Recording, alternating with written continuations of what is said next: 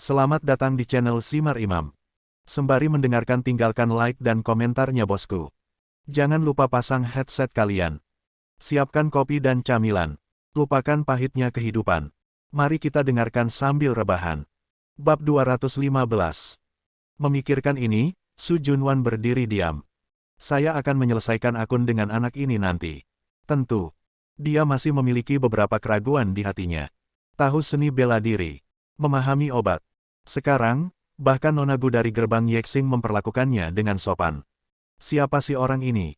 Mengapa saya selalu merasa bahwa dia sulit ditangkap dan tampak tidak terkendali, tetapi sebenarnya dia sedang menyusun strategi. Dan, sejujurnya, meskipun kata-kata orang ini menyebalkan, hal-hal yang dia lakukan malah lebih tidak masuk akal. Namun, tidak dapat dipungkiri bahwa tingginya 1,8 meter, kuat dan terkoordinasi dengan baik, dan memiliki fitur yang tampan, dan terlihat cukup tampan. Mendesis. Pikirkan di sini. Su Junwan mencubit pahanya dengan keras. Apa yang kamu pikirkan, dia hanya pengganggu, bajingan. Selain itu, tidak ada yang baik. Ledakan. Sekarang. Saudara monyet, yang sedang berlutut di tanah, melihat bahwa Ye Tianzong tidak berniat untuk memaafkannya, jelas ketulusannya tidak cukup. Ada juga Nona Gu yang duduk di sini. Meskipun dia tidak mengatakan apa-apa, dia telah menyetujui perilaku Ye Tianzong. Jika dia tidak bisa memuaskannya, maka saya khawatir akhir saya akan sangat menyedihkan. Orang-orang di bawah atap harus menundukkan kepala. Karena berlutut tidak cukup, dia bersujud lagi. Jika satu tidak cukup, maka dua, sampai pihak lain puas. Waktu berlalu setiap menit dan setiap detik, dan itu berlangsung selama 3 atau 4 menit. Baru setelah saudara monyet bersujud dengan sangat parah hingga dia pusing dan hampir pingsan, Ye Tianzong melambaikan tangannya dan berkata dengan ringan, "Oke, apa masalahnya? Itu membuatmu takut. Saya tidak peduli siapa Anda, apa yang telah Anda lakukan sebelumnya, dan apa yang Anda rencanakan di masa depan, ini tidak ada hubungannya dengan saya.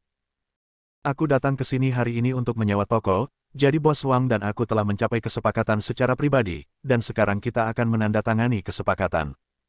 Kita berdua seharusnya tidak ada hubungannya denganmu, kan?" Mendengar kata-kata Ye Tianzong, beraninya saudara monyet mendapat sedikit kritik.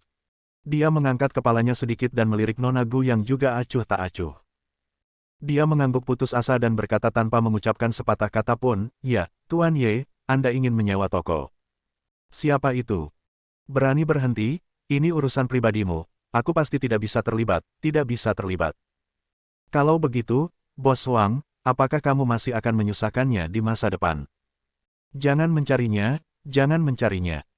Kalau begitu, saya telah menyewakan toko ini, dan ketika dibuka untuk bisnis, apakah Anda akan datang untuk membuat masalah?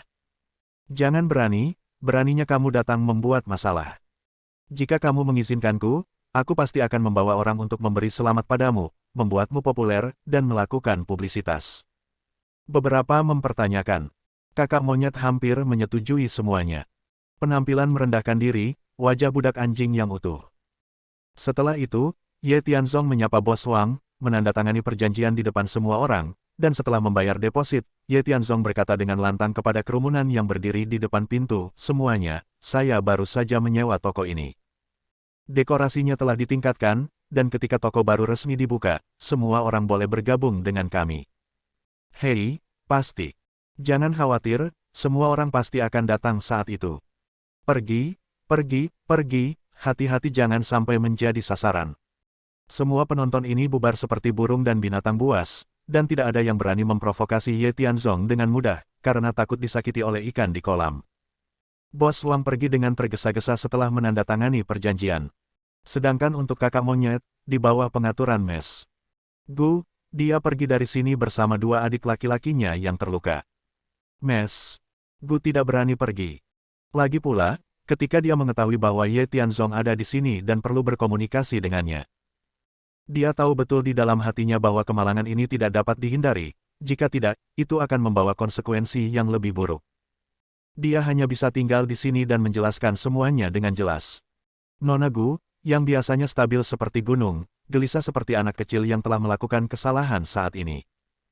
"Ye Tianzong, masalah hari ini, kamu harus menjelaskannya dengan jelas kepadaku. Sekarang." Setelah melihat semua orang pergi satu persatu, Su Junwan datang dan berkata dengan marah.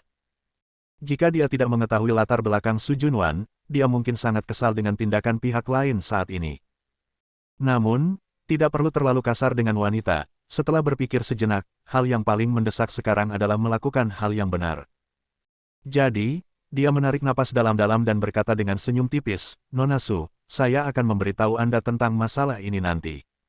Ada hal lain yang harus didiskusikan antara saya dan Mes Gu. Bagaimana dengan ini? Saya akan mengambil waktu sebentar lagi untuk pergi ke rumah Anda, pertama, untuk menjelaskan situasi hari ini kepada Anda, dan kedua, untuk memeriksa kakek Anda, dan mencoba untuk mendapatkannya pada satu waktu, untuk menyelamatkan Anda dari kekhawatiran. Mungkin ketika saya pergi, saya akan memberi Anda kesempatan untuk bekerja sama." Bekerja sama. Su Junwan yang mendengarnya tercengang, dan berkata dengan tidak bisa dijelaskan, "Ye Tianzong, apakah kamu tidak tahu siapa kamu, atau siapa aku? Aku adalah bintang penyanyi dan penari, dan kamu hanyalah menantu laki-laki itu keluarga Ren ingin memberikan kepada keluarga kecil kelas 2. Masih bekerja sama. Kerja sama bagus apa yang bisa saya miliki dengan Anda? Hei, sepertinya angin dan kuda itu tidak relevan, tetapi tidak ada yang mutlak di dunia ini, dan kamu akan tahu kapan waktunya tiba. Tunggu saja, hanya 2 hari ini, ketika aku pergi, aku akan berinisiatif untuk menghubungi Anda, saya akan menelepon Anda. Mari kita bertemu dan berbicara." Mendengus.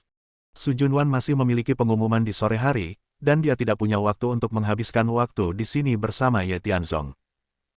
Meskipun apa yang terjadi hari ini membuatnya merasa sangat tidak masuk akal, tetapi setiap kali itu tidak disengaja, dari Mei Changyao hingga saudara monyet ini, karirnya membutuhkan bantuan mereka, tetapi setiap orang memiliki niat buruk.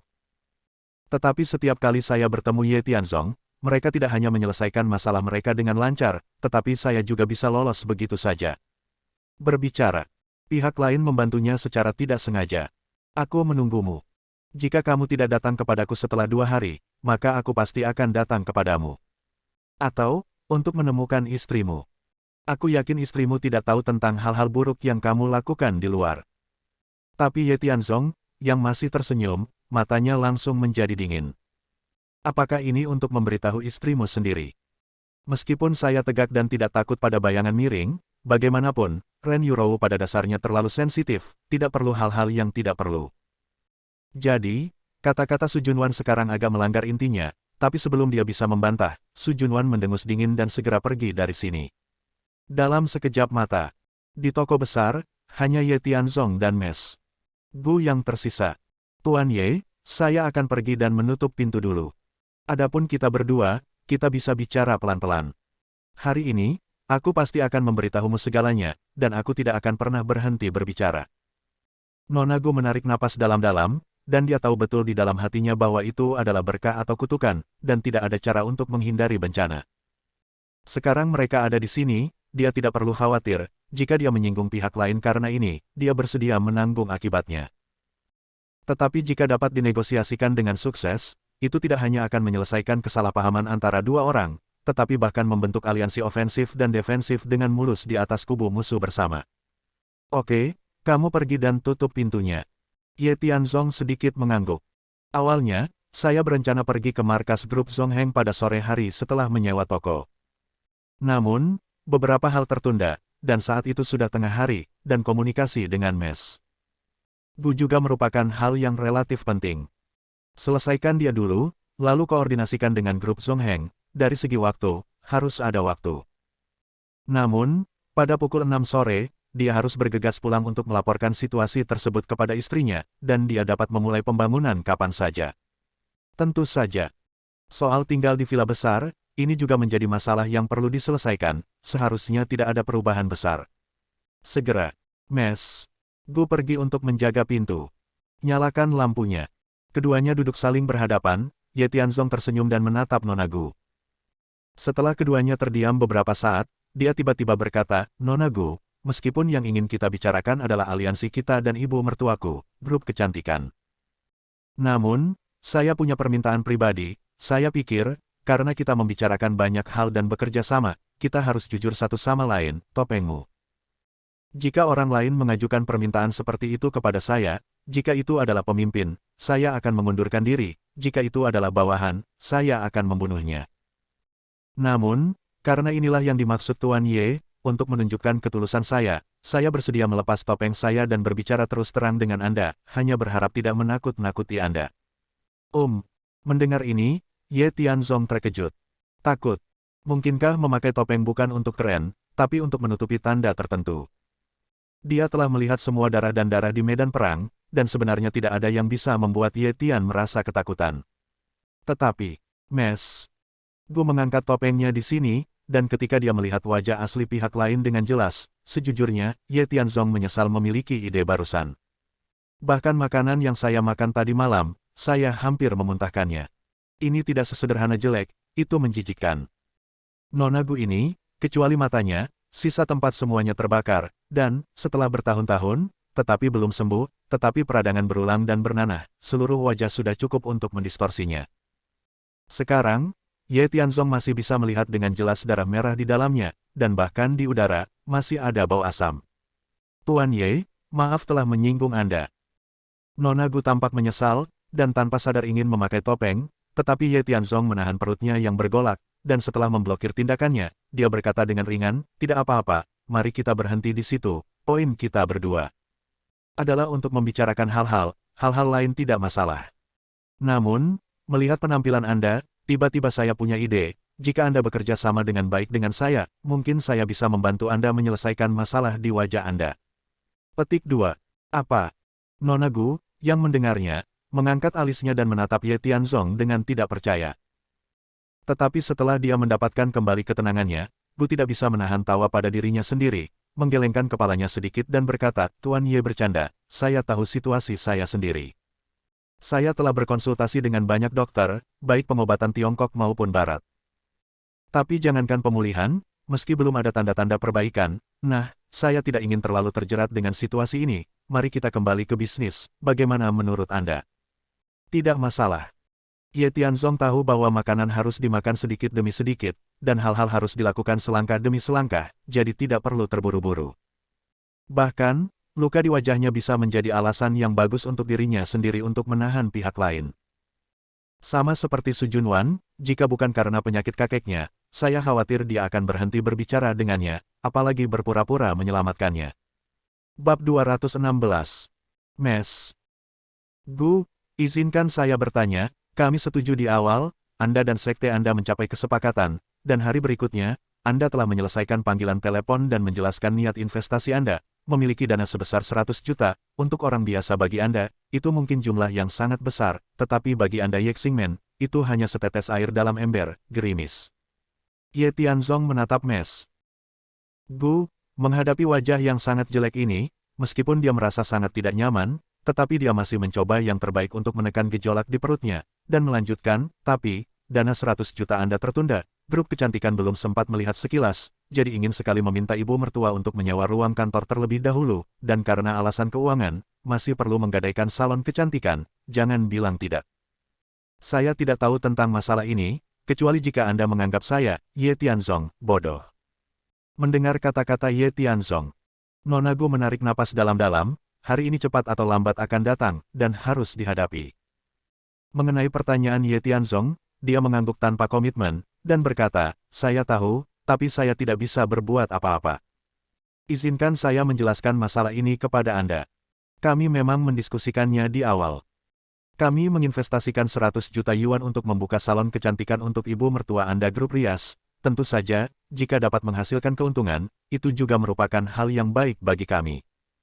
Saya tidak ingin menyembunyikannya dari Anda, masalah ini sudah diselesaikan, tetapi di dalam diri kita, ada suara yang berbeda. Meskipun kami memiliki hubungan permusuhan mutlak dengan Paviliun Tiansu, mereka penuh dengan keraguan tentang Anda dan merasa bahwa masalah ini tidak ada gunanya. Oleh karena itu, saya mengusulkan untuk terlebih dahulu mengidentifikasi kemampuan Anda, menyewa ruang kantor, dan menggunakan salon kecantikan sebagai jaminan, yang semuanya menjadi perhatian mereka. Siapa ini?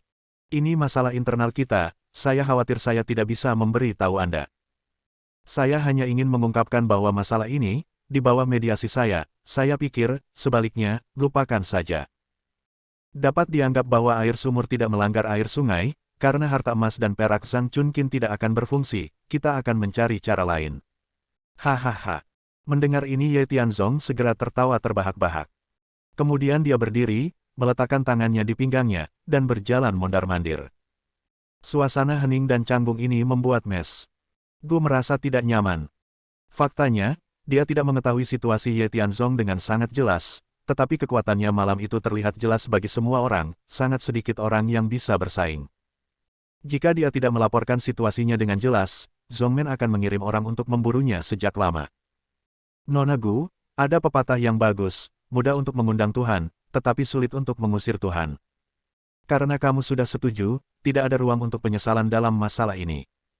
Meskipun kamu tidak mengenalku dengan baik, ada satu hal yang harus kamu perjelas, yaitu aku benar-benar patuh kepada keluargaku. Karena aku sudah berjanji pada ibu mertuaku, aku pasti akan benar. Aku akan meletakkan kata-kata di sini, terus bekerja sama dengan saya, karena Anda telah menghadapi perlawanan secara internal, maka Anda memberitahu saya, siapa perlawanan ini, atau, saya akan menghancurkan gerbang Yexing Anda, dan kemudian saya akan menemukan seseorang untuk menggantikan Anda dan saya ibu mertua bekerja sama. Aku, Ye Tianzong, akan melakukan apa yang aku katakan.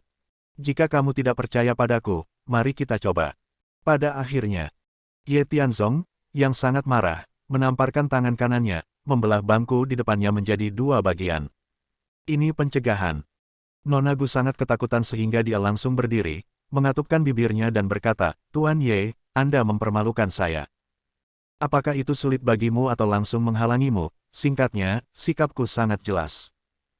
Jika kamu tidak dapat mengambil keputusan, maka kamu dapat kembali sekarang, dan aku akan memberimu satu malam untuk memikirkannya. Jika Anda tidak setuju, maka saya tidak setuju.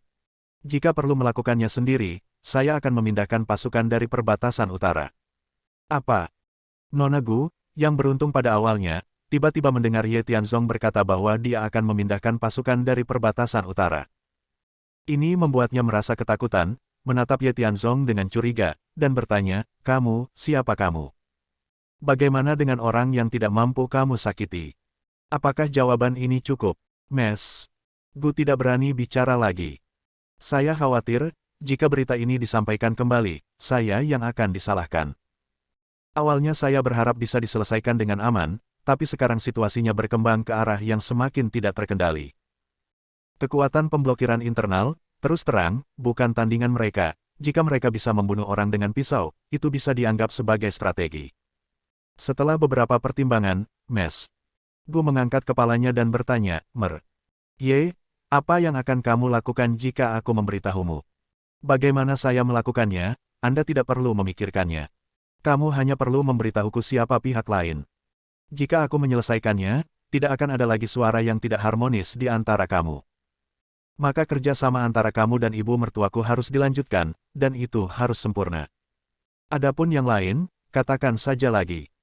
Nona Gu sedikit khawatir, dan setelah merenung sejenak, dia berkata, Tuan Ye, mari kita mundur selangkah dan berkata, jika Anda benar-benar menghilangkan kekuatan pemblokiran internal kita, maka grup kecantikan dapat terus beroperasi bersama.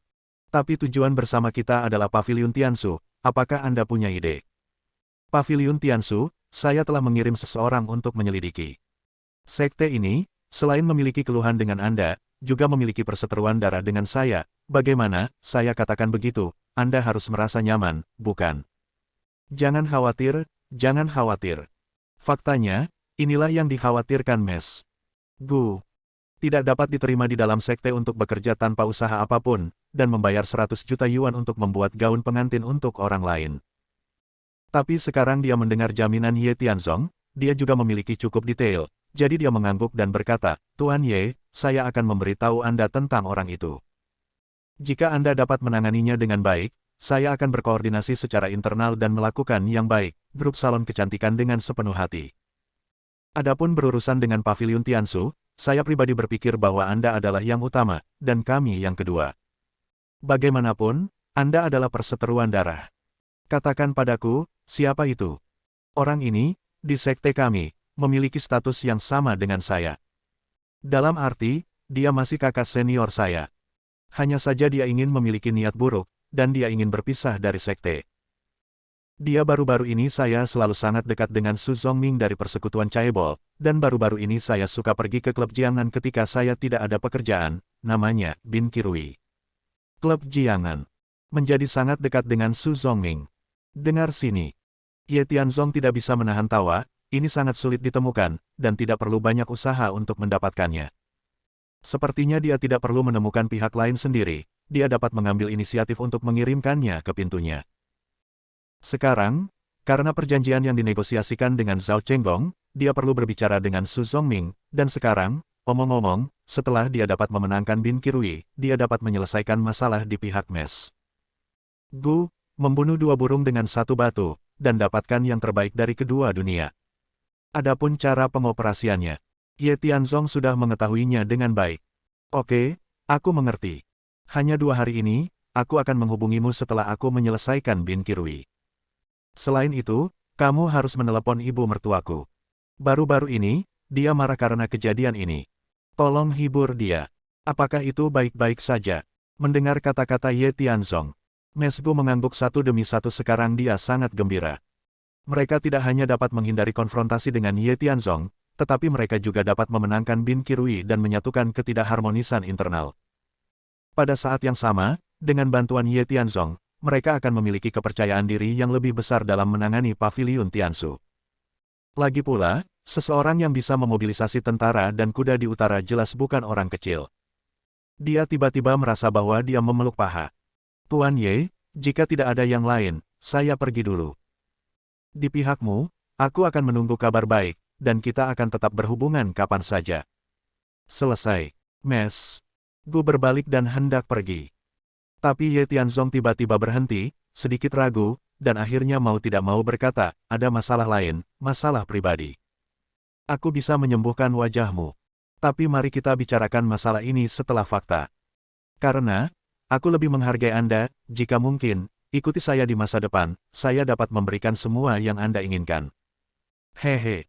Nona Gu masih menertawakan dirinya sendiri seperti sebelumnya, dan menggelengkan kepalanya tanpa daya dan berkata, wajahku seperti ini. Dalam hidup ini, aku tidak pernah berharap menjadi lebih baik. Faktanya, memakai topeng, tidak ada yang bisa melihatku. Itu cukup bagus, saya telah menerima nasib saya. Terima kasih Tuan Ye atas perhatian Anda, maka saya akan pergi dulu. Oke, pelan-pelan. Setelah Mes Gu pergi, Ye Tianzong juga meninggalkan toko. Berkendara ke grup Zongheng. Markas besar terletak di sebuah gedung tidak jauh dari keluarga Lin. Di dalam mobil, Ye Tianzong juga menerima telepon dari Lin Changhui, keduanya berkomunikasi sebentar tentang pertemuan tersebut, dan Song Huiru juga datang untuk melapor pada pukul 9 pagi, mengatakan bahwa dia sangat pintar dalam melakukannya, banyak hal dan cepat dipelajari, terutama karena dia adalah saudara perempuan Ye Tianzong, jadi dia merasa lebih nyaman dan dengan berani menyerahkan banyak hal kepadanya. Dia sudah mengetahuinya dengan sangat jelas, dan hanya menunggu Ye Tianzong datang dan memberikan instruksi. Namun, selama percakapan, selain melaporkan pekerjaan, dia sepertinya menemui beberapa kesulitan. Dia sangat canggung di telepon, dan Ye Tianzong tidak menekan terlalu banyak. Semuanya akan dibahas di grup. Setelah setengah jam, kami tiba di tempat tujuan. Meski nama Zongheng Group sudah mapan, namun tetap low profile. Bangunan yang disewakan tidak megah, bahkan sedikit lebih kuat dari gedung perkantoran. Di pintu, apakah itu satpam atau resepsionis, mereka memiliki temperamen dan citra yang baik, terutama dalam hal berurusan dengan orang dan benda, mereka sangat baik. Ini sama sekali berbeda dari mata sombong yang memandang rendah orang. Mendengar bahwa dia sedang mencari General Manager Lin, wanita di meja depan dengan antusias membawa Ye Tianzong ke atas ke lantai 18. Setelah turun dari lift, dia kebetulan melihat Song Huiru yang sedang sibuk. Melihatnya, Song Huiru sangat bersemangat dan hampir berteriak. Tetapi memikirkan instruksi dari tadi malam, dia ragu-ragu untuk berbicara, tetapi diam-diam mengangguk dengan matanya, dan kemudian mengambil staf untuk naik lift untuk menutup pintu, dan Ye Tianzong sangat puas dengan penampilannya. Anda tidak mengenal satu sama lain, tetapi di rumah, Anda adalah saudara laki-laki dan perempuan, Anda dapat melakukan apapun yang Anda inginkan. Langsung ke kantor Lin Changhui. Kebetulan ada tamu di kamarnya, dan Ye Tianzong bersembunyi di sampingnya. Baru setelah orang lain pergi, wanita meja depan membawa Ye Tianzong masuk. Setelah menutup pintu, sebelum Ye Tianzong bisa menjawab, Lin Changhui mengambil inisiatif untuk mengatakan, Tuan Ye, Anda akhirnya di sini. Saya benar-benar tidak yakin tentang masalah ini. Tolong beritahu saya bahwa di masa lalu, kami membeli keluarga Wang, keluarga Sun, dan keluarga Huang, yang semuanya diatur oleh Anda. Pertama, tapi kali ini, keluarga Zhao. Orang yang datang ke sini untuk mencari kerjasama, katamu, apa yang dia maksud dengan itu? Bersambung. Nantikan bab selanjutnya bosku.